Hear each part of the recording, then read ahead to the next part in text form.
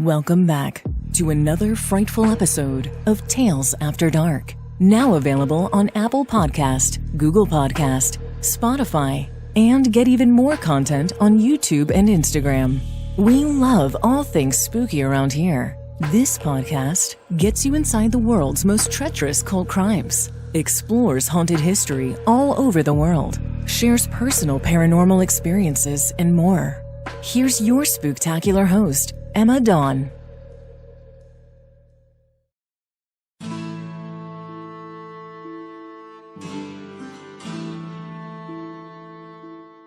Welcome back to another episode of Tales After Dark. In this haunted history series, I will be covering some of Ireland's most notorious haunted castles, such as Lofthouse Hall, Leap Keep, Ballygally Castle, Kilkenny Castle, and more. Some of these structures and spirits even date back to the 12th century. In this series, I hope to help you learn a little bit of Ireland's vibrant history while sharing the ghostly tales that still walk some of Ireland's oldest halls. Some of these historic buildings have been turned into vacation destinations. Any trip and stay details will be included in the show notes below each episode.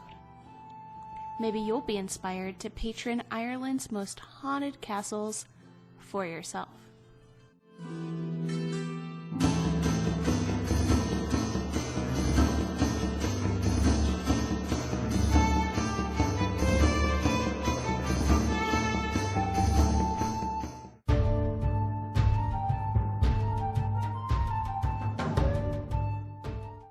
Welcome back, everyone, to another haunted history story of Ireland's most haunted castles, right here on Tales After Dark. In today's story, I am going to be covering the tale of Ross Castle, a 15th century tower house originally built by Richard Nugent, or better known by the people around him as the Black Baron. The castle is the ancestral home of the chiefs of the clan O'Donoghue, and located in Ireland's Killarney National Park. Workmen in the nearby Ross Quarry took several years to cut the stone and construct the formidable tower of the castle. Today's entrance gate into the inner yard has survived the centuries and is a tribute to the extraordinary craftsmanship of Ross's stonemasons, which made them famous across the country. Underground grottos and walkways have been rumored to constitute the subterranean structure of the castle's flagstone foundations, making Ross Castle's diligent craftsmanship a sight to be seen. The castle remains open to this day and operated by the Office of Public Works and available for seasonal guided tours. During the Second Desmond Rebellion of the 1580s, the ownership of the keep changed hands to the McCarthy family. McCarthy then leased the lands and the castle to Sir Valentine Browne, though later the castle was amongst the last to surrender to Oliver Cromwell, if you remember that name from a previous castle story, during the Irish Confederate Wars. Despite the loss, the castle stood strong, fight after fight, and was only taken when artillery was brought by boat from a nearby river. At the end of the wars, the Browns were able to show that their heir was too young to have taken part in the rebellion, and they retained their lands. By about 1688, they had contracted a mansion house near the castle, but their adherence to King James II of England after the Glorious Revolution caused them to be exiled. The castle quickly became a military barracks, which remained so until the early 19th century. The Browns did not return to live at Ross, but built the infamous Kenmare House near Killarney. There is a legend that O'Donoghue leaped or was sucked out of the window of the grand chamber at the top of the castle and disappeared into the waters of the lake, along with his horse, his table, and his library. It is said that O'Donoghue now lives in a great palace at the bottom of the lake, where he keeps a close eye on everything that he sees. The legend goes on to say, the first morning of May every 7 years, he rises from the waters on his magnificent white horse and circles the lake.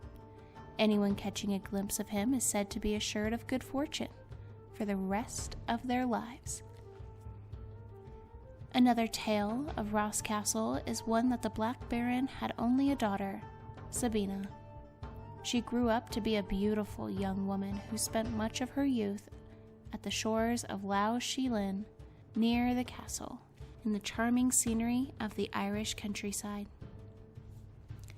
Although the daughter of an English lord, her ventures often brought her into the contact with the local Irish. The townspeople were delighted with her kindness.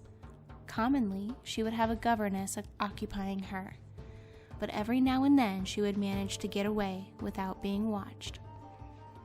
On one of these occasions, she was walking down the bridge across the Inny, which formed the border of her father's domain. Down there, she met a handsome young man and they got to chatting. His name was Orwin, son of an O'Reilly chieftain. The two quickly lost track of time, and upon her needing to get home before her father found her missing, they promised to meet again.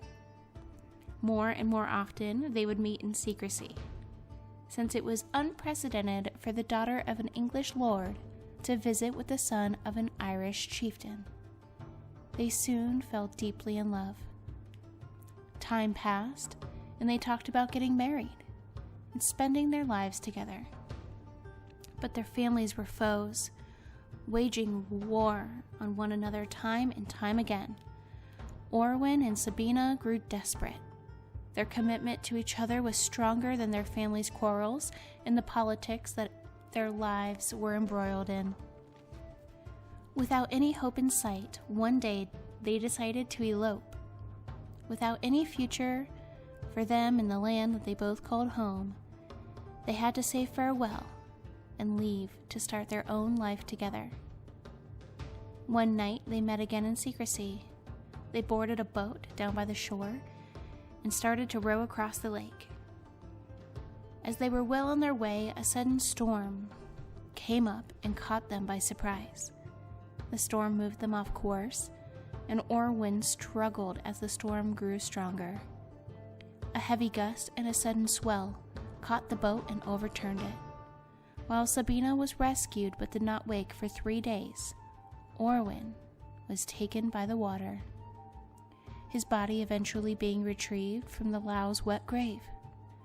Upon realizing that her lover was gone forever, Sabina fell into deep despair. So grave was her hopelessness that she locked herself up in the castle's tower, not eating or drinking, until she fell into a deep sleep, which she never awoke. To this day, Sabina is said to haunt the castle's halls. Visitors and guests make frequent encounters with her spirit, still in search for her lover and restless until the day she will be reunited with him. It is said that Sabina's fate was the payback for her father's cruel deeds. His soul will not find rest over the fate of his many victims and his grief for the loss of his only daughter. The Black Baron's presence has been reported by visitors in the vicinity of the castle on numerous occasions. This might be my favorite story yet. So very Irish, if I may say. Full of loathe, love, and labor. One of the many things I have grown to love about Ireland and my heritage is all the traditions and folklore that break the molds. Ireland seems to always be on the forefront of revolutionary times. That is not ceasing when it comes to matters of the heart. One of my favorite not spooky tales of an Irish tradition is that of Leap Day, the day that comes only every 4 years where women are allowed to propose to their loves. Since I am such a hopeless romantic, I hope Sabina and Orwin one day find peace, and if I ever travel through the clouds and over the waters to witness Ross Castle for my very own, I will make sure to make a wish and say a prayer just for them. If you love this story and want to hear more haunted history tales, make sure to leave a rating and review. Or if you are tuning in on YouTube, give this video a thumbs up and make sure to subscribe. Hit the bell icon so you'll be notified of new series and videos. And of course, let me know your thoughts on this tale of Ross Castle in the comments below. Are you a hopeless romantic much like myself? Or are you even more curious of the legend of O'Donoghue and his underwater palace? What kind of haunted history themes would you like me to cover next? Of course, leave it all below in the comments. And until next time, stay spooky.